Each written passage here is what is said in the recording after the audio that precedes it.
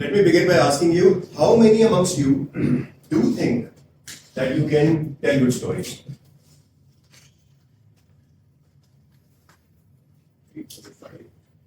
Out of, okay, brilliant. But not like on the stage, but Okay. Either ways, I mean, it's just like how can we tell stories? Stories are such an integral part of our lives. How about I change the definition of storytelling? Stories are not something that you tell. Stories are something that you uncover from your life. So many more. So before we begin, before we learn how to tell stories, first we need to understand why stories are part of our life. Why do we tell stories? Anyone? it defines your personality. I think one way to connect with the other, Just to share your energies. you get to relive that emotion again. Okay. Share an experience. Yeah, it's because It's a channel of communication. It is a channel of communication, yes. like this channel of knowledge sharing as well. Absolutely. If you need to impart wisdom, if you need to preserve the culture or your heritage, and even if you want to heal, stories are so important.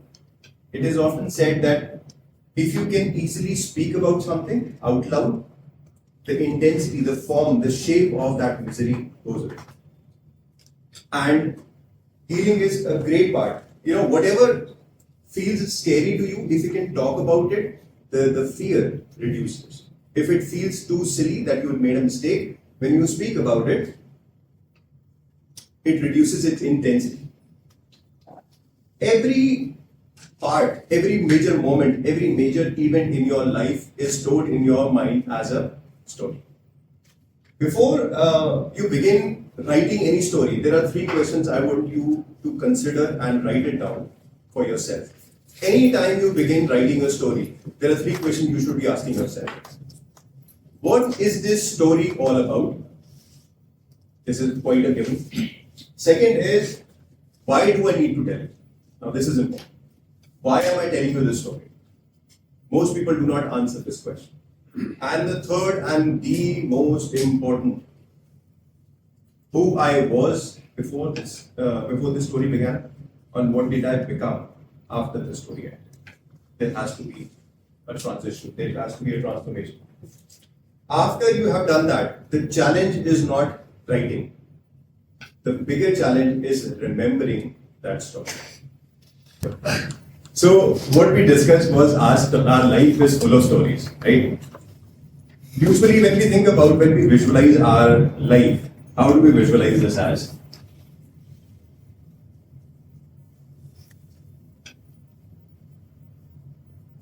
Our story. We consider this as a diary or a book, right? How about we change the paradigm and make it like an archaeological site? And within that, we have a number of things.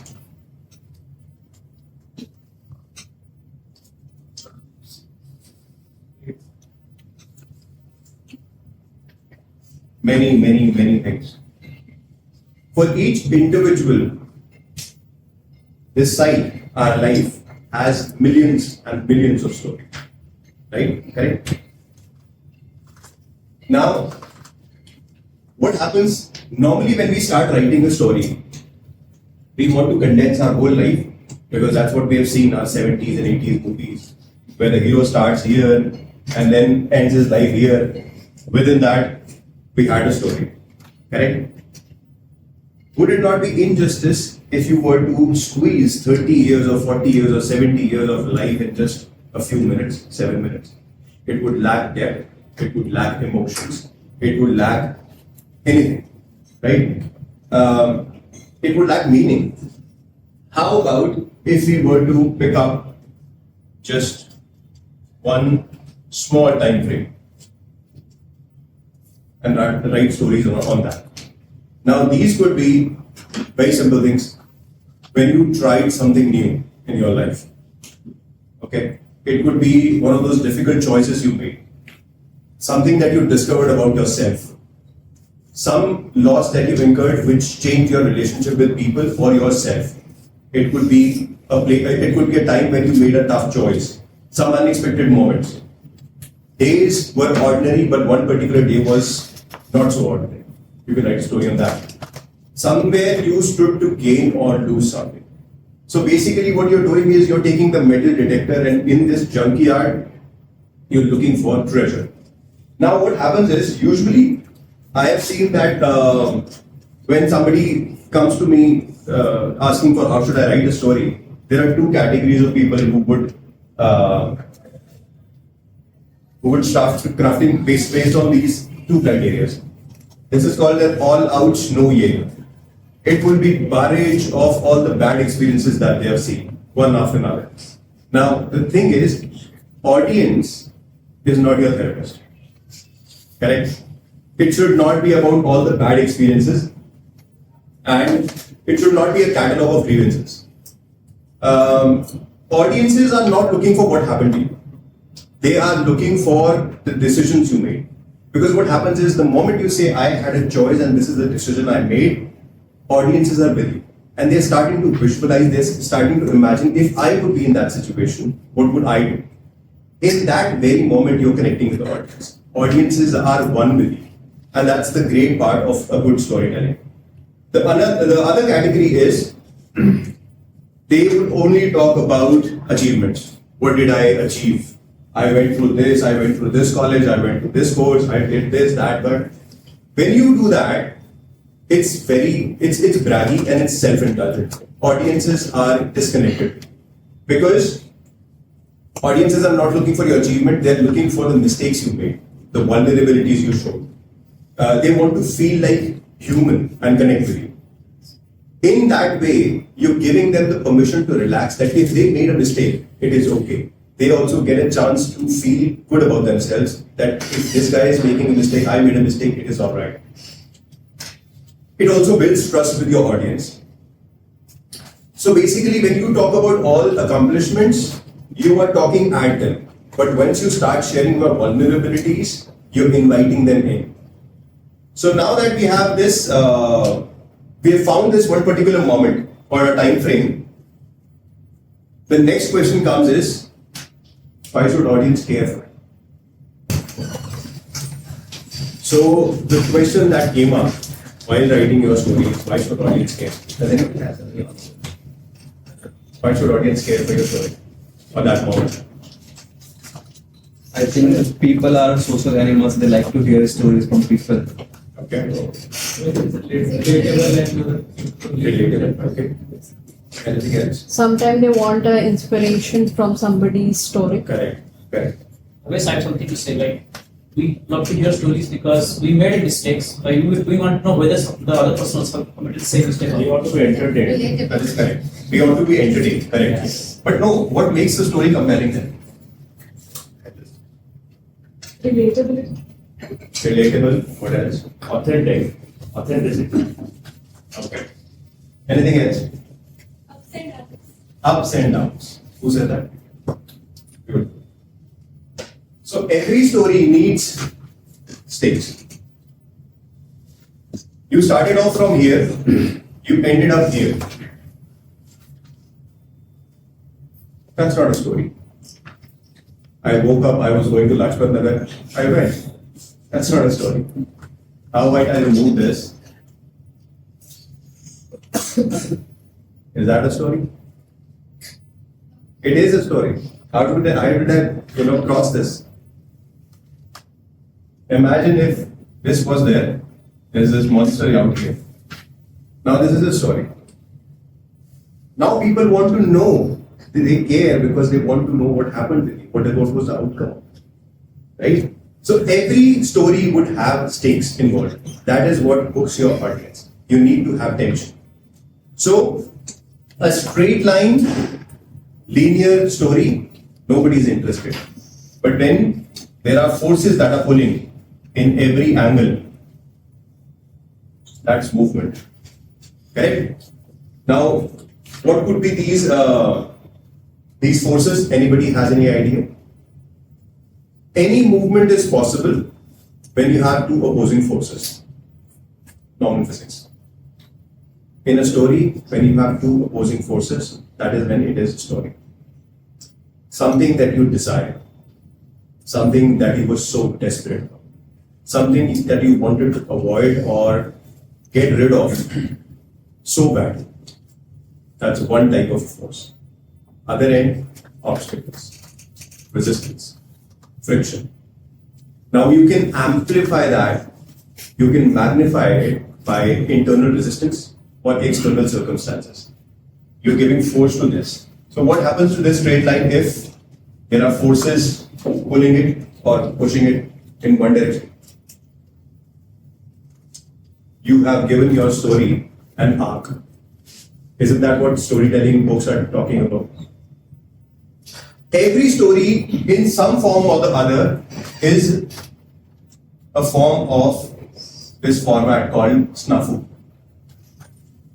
Situation normal, all fudged up. Right?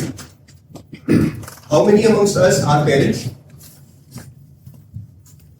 I think most of you would know about this story where this girl goes and wants to meet her grandmother and she goes to the forest. This is not a story. I had a wolf in the forest, now it's a story. People are losing their luggage every single day at the airport. That's not a story. There was my grandfather's photograph in that, and I cannot find it anywhere else. That's the last copy of it, and it's a story. I've given them stakes, I've given them attention to preference. Now, people often consider anecdotes, start talking about their past stories. Anecdotes are not stories. They are just recollection of whatever happened, a short account of what happened. Stories can be a series of occurrences, but they always deal with some sort of evolution, some sort of transformation. Transformation can be of any type. It could be physical, emotional, situational, behavioral, attitudinal. It could be any kind, but there has to be these 2 points from A to B. Something would have changed here, that is why it's a story. Correct? Now, in a way, I can say that who you were and what you became, these are two different people. Now that we know this format, we will actually start building a story. But how immersive this story was. Beautifully said, beautifully narrated, and the story is like quite deep. Okay, so we start building the story now.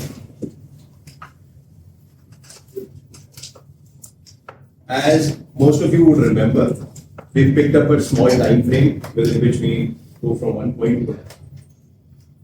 Let's imagine this is the point A and this is the point B.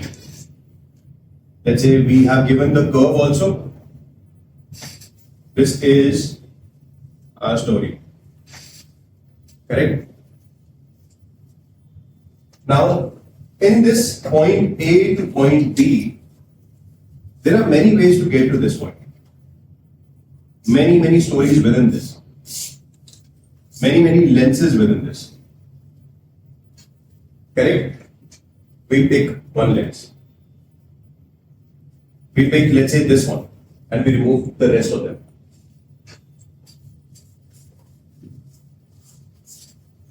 So, when you're about to write a story, start with that one sentence of the experience that you are sharing, craft it or maybe distill it into one sentence. This would be the hook of the story, and this would be, what do you call that? Sorry.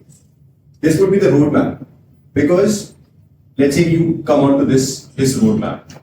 Everything that is outside this roadmap, on this, not on this line, can be removed. It's easy for us to see what works. Now, this journey would have many scenes, right? From A to B, while we are going there, there will be many situations, people, instances, moments that you can recall. Some of them require a lot of attention, and some of them are not so much necessary. So what we do is we remove this part and we squeeze them like this. Okay. Now these become our scenes on the story. And this part here becomes the connector. And you're allowed to jump cut. A scene, jump cut to next scene, jump cut to next scene. This example would be like, I arrived at the airport, all 10 staff. At the security counter, now what I did was, I removed that part where I was walking towards the security part. Because what is important for me, I arrived tensed at the airport, and what happened at the security junction, right? I removed the unnecessary part, and I only speak about in terms of scenes. These are the scenes. So we have a story built up of scenes, connectors, and insights. What did I learn from each moment? The revelation that I got. And the whole series of storytelling is all about, every moment that you pick up in the storytelling format is about action and reflection. This is the action I took, this is the reflection I got. This is the action I took, this is the reflection I got. And what you're doing is, you're moving from here to here. At the same very time, you're building something very important, which is the final act. This would be your climax. After which, once you are past this, there would be resolution. This completes your story. Okay? Now, when you are talking about the scene, I am asking you to put details in. Right? The moment you do that, you're talking about minute details. Let's say I was standing there, a drop of sweat was rolling down my temple. The fragrance I was feeling, the taste I had of the coffee I had in the morning, and the worry that I was having. When you're doing this, basically what you're saying is you are immersing the audience with it. You are giving them the taste of what the moment felt like. Now the audience is jumping off into your scene, into your shoes. They can feel what you're feeling. And that makes the story so engaging. Because otherwise, if you just say that I was worried, that's just one sentence. But if you give them the five senses to feel, they are with you. They are one with your story. They are not even going to blink their eye, which is a very important aspect of storytelling. And having done that, the story still feels a little empty. How many are in sync with what I have just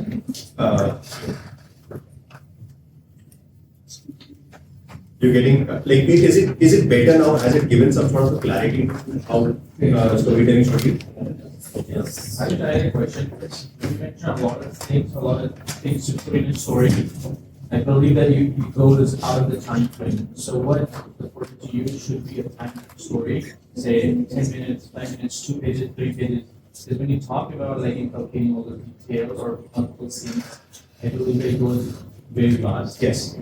So based on the timing, how much do you, because if it is too much of a detail, you get people only have a limited memory bandwidth.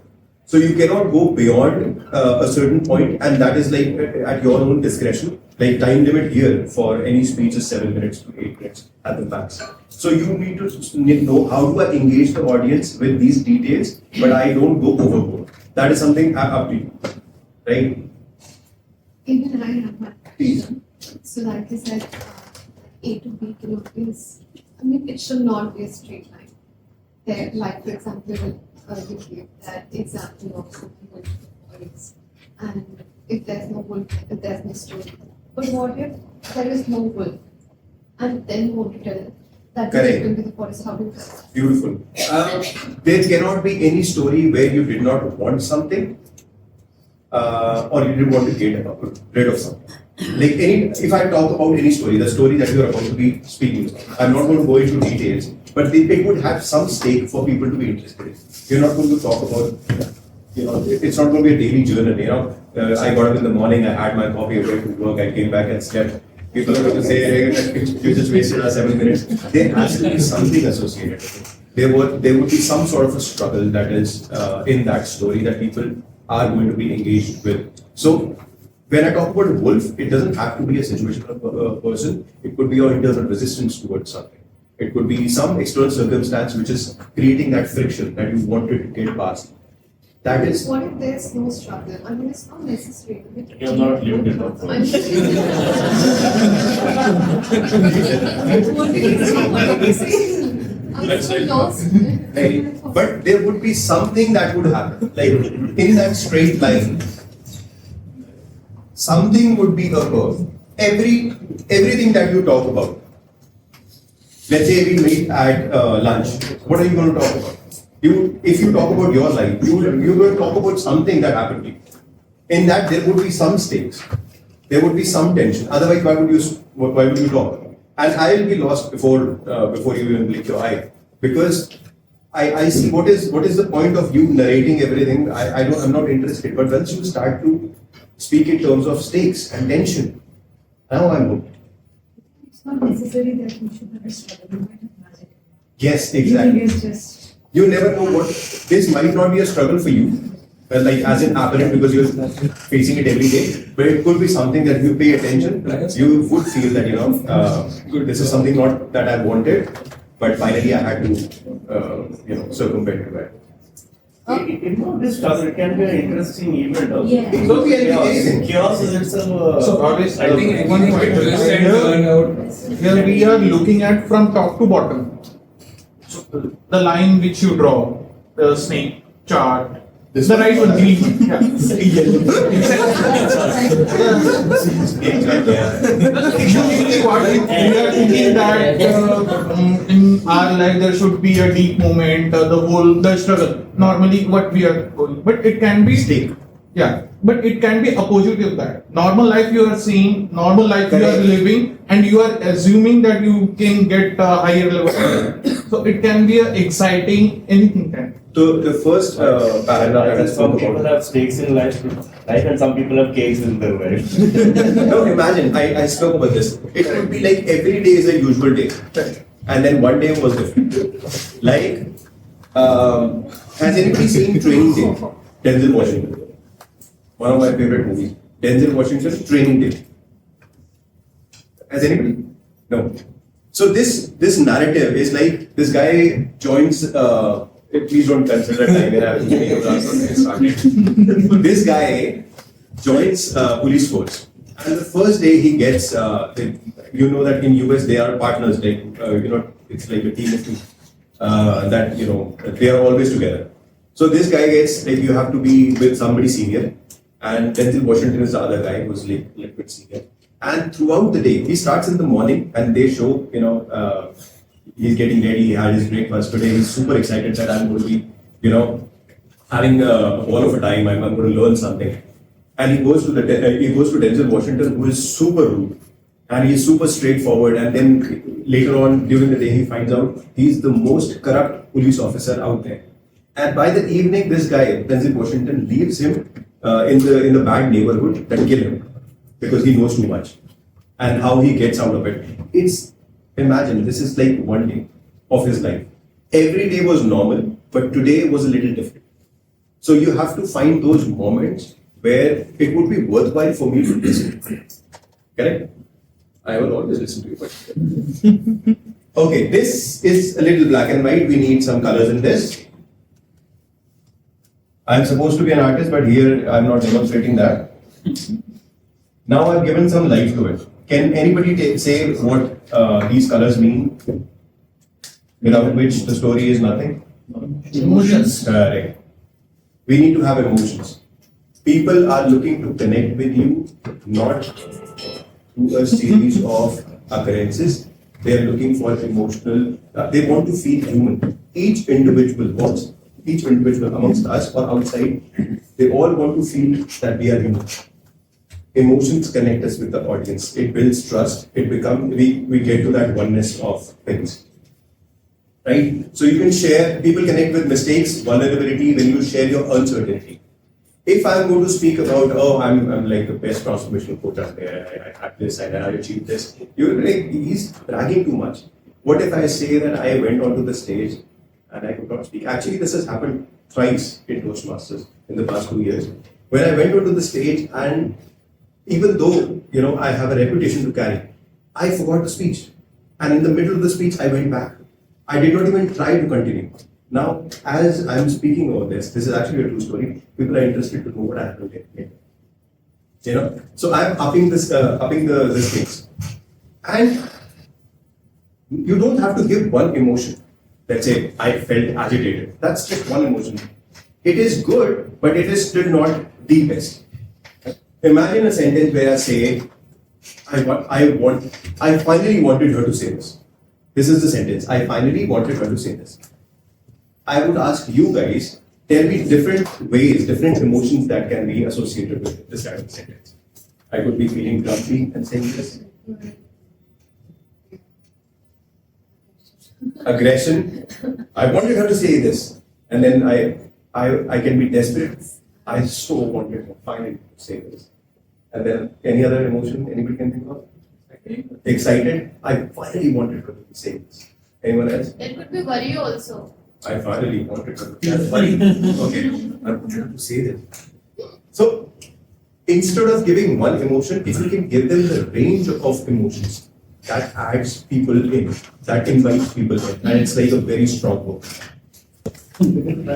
What an inspiring speech. You know, they say we are not scared that we are not powerful enough. We are scared beyond imagination of knowing how much power we have. And that's why sometimes we cannot leave our anchor, because out in the unfamiliar lies the infinite potential that we do not want to touch. We're scared of that.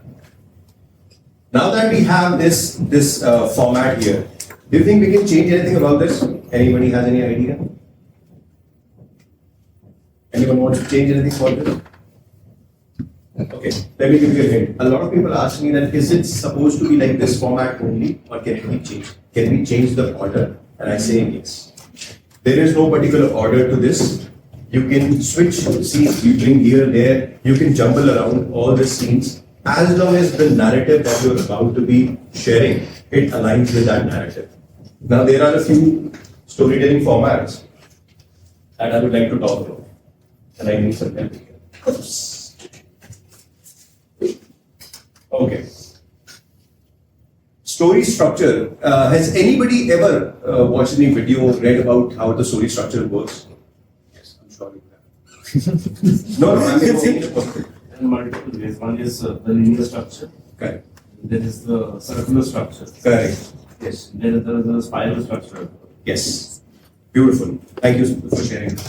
There is one structure which is the chronological structure. This you can have a story like this. Right? Obviously, you can play around with scenes. You can add emotions, you can add details, but it's a chronological order because something happened and it's a series of things that leads to that transformation. You can have that. It's not a problem. There is another one where I've given a speech on this. I'm a big fan of Anurag Kashyap. And the first movie that I saw of him had this amazing thing. He's giving a narrative, stops in between, and then brings another story. That's the flashback. Once the flashback is done, he continues with the story. And that engages the audience because here we have something to look forward to and we add details. This happens when, let's say, you want to give context to why it's happening. I'm scared of red color. Right? Now the audience is saying, why are you scared of red color? I'll bring back a backstory that Prashant had, spoken something to me, and that's just, I'm scared of that thing that it doesn't happen again. So that's a backstory. I'm giving the context to the audience that why I'm scared of the thing. It makes sense to the audience. It gives meaning. The third that I've thought of is parallel lines. Here you can have the same person in these two stories, like two stories of the same person, or it could be two people, and then you switch between these two. Anybody seen Memento? Memento. Those who have not seen the original version of Gajini. Like, I've not seen Gajini, but I've seen Memento. And on YouTube, Christopher Nolan has actually once spoken about the story structure he used for Memento. He said, let's have a story like this. This is the timeline of the story. And we start here, in the middle of the story. And then we speak about, so he says, divide this story, we speak of this, then this, then this, then this, then this. Imagine if you are the viewer how engaged would you be, because you all the time on your chair, on your seat, on the edge, what is going to happen next? And that is what compelling storytelling looks like. You can have something which is quite familiar to most of us, cliffhanger. You get to a stage and then you leave this behind and then add another thing and then continue. Here the suspense, people are not going to be disinterested because something is happening. Callback. You start with one scene, you give your narrative, and by the end you bring back this scene again as a closure. So in a way, you have written the whole story in brackets. It makes a lot of sense, gives a structure to the story. And what Saurabh mentioned was about the circular one. I went through a situation, I came back to the same place, but this time I was A+. Yeah. So these are not the rules, but there are different angles to how you can craft your story. There's one more thing that I would like to add, which is quite important. Sometimes when you're crafting a story, you have to also think about the audience. Let's say if you're talking about a story where we're talking about some homeless person. Now most of us cannot relate to that. So you have to change that angle of the story and start crafting it from a child's perspective. Now everybody can relate to that child's perspective. So you have to have a unique lens to your story. Again, coming back to the question, what is a perfect story structure? There isn't one. Only thing that works in your favor, according to the narrative that you want to say, one thing and the only one thing that you need to remember is, and it doesn't have to be a major one, but there has to be a transformation. Any story that you talk about is bland if it's not moving it. Somebody or yourself was here, you went and you transformed yourself into something else. That's a good story. Who you were and what became afterwards. Thank you so much for giving me time and listening to me.